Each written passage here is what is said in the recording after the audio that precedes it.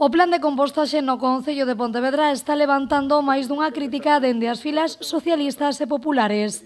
Dende o PSOE consideran que este plan pode chegar a ser un auténtico pesadelo pro Concello, xa que non están mantendo a comunicación necesaria cos veciños e, ademais, hai moitos flecos soltos, como, por exemplo, un plan de viabilidade, quen se vai a dedicar a esta materia, previsión de canto se vai a compostar neste ano no vindeiro e que se vai a facer co compostado.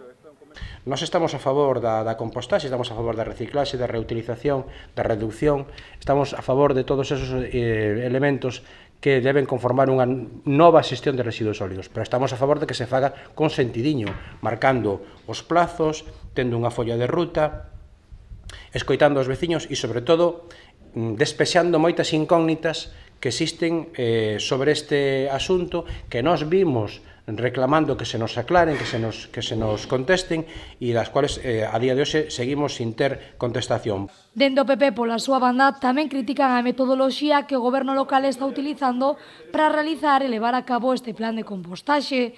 Por esta razón, dende o PP van a solicitar que se poña o contador a cero e se realice unha boa planificación tanto en Monteporreiro como en Campolongo, que se cancele o aluguer dos terreos na Canicouba, que se cumpra coa lei, xa que, segundo o PP, os composteiros deberían contar cun permiso de residuos e xa por último piden máis diálogo cos veciños.